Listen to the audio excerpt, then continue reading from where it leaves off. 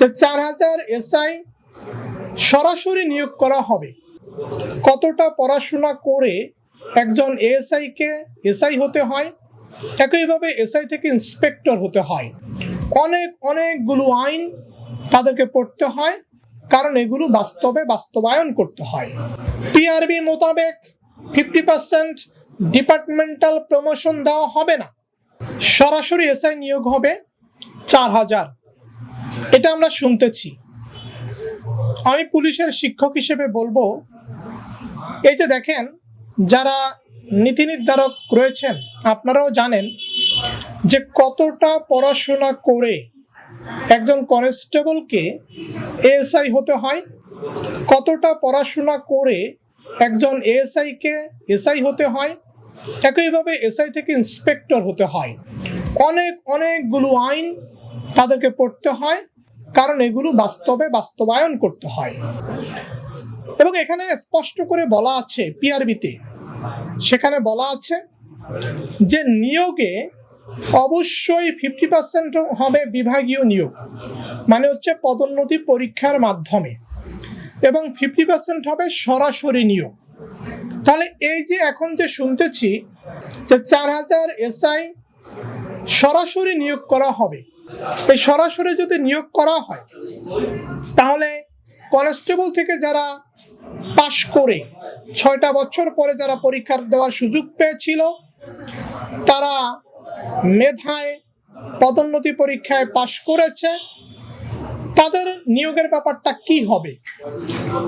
Departmental promotion যদি না হয় তাহলে তো ভাই পুলিশটা পড়াশোনা করবে না, কারণ পুলিশটা জানে যে পড়াশোনা করে পদোন্নতি পেতে হয়।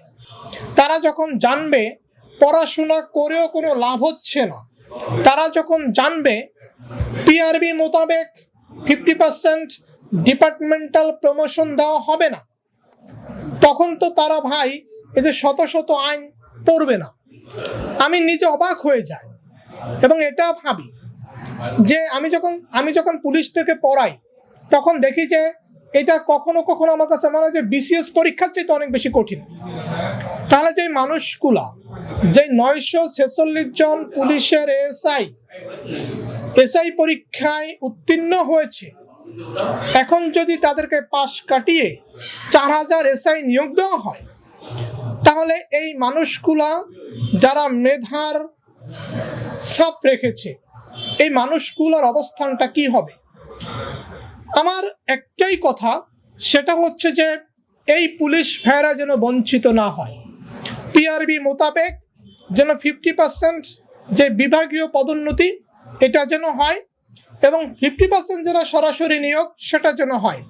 আপনারা সরাসরি নিয়োগ দিবেন নেন, সেটা একটা পলিসির মাধ্যমে আসতে হবে, সেটা একটা ডায়ালগের মাধ্যমে আসতে হবে। কিন্তু আপনি হঠাৎ করেই সরাসরি নিয়োগ দিবেন আর যারা পাশ করে অলরেডি বসে রয়েছে তাদের জন্য কোনো ব্যবস্থা নেবেন না, এটা তো হইতে পারে না।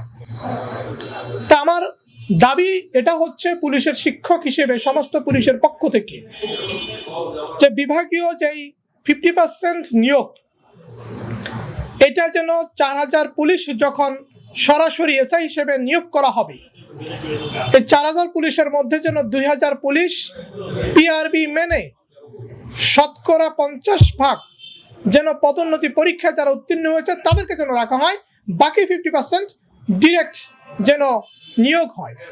এটা না হলে মেধার বিনষ্ট হবে, এটা না হলে তারা ভুক্তভোগী হবে, এটা না হলে তাদের কাছে মনে হবে তারা যে মেধার পরিচয় দিয়েছে, তারা যে শত আইন পড়াশোনা করেছে, তারা যে হাজার ধারা ধারণ করেছে, বাস্তবায়ন করেছে, গবেষণা করেছে, সবকিছু ব্যর্থ হয়ে যাবে। পুলিশকে উৎসাহ দেওয়ার জন্য হলেও পিআরবি মোতাবেক 50% বিভাগীয় যে পদোন্নতি পরীক্ষা এটার মাধ্যমে নেওয়া উচিত।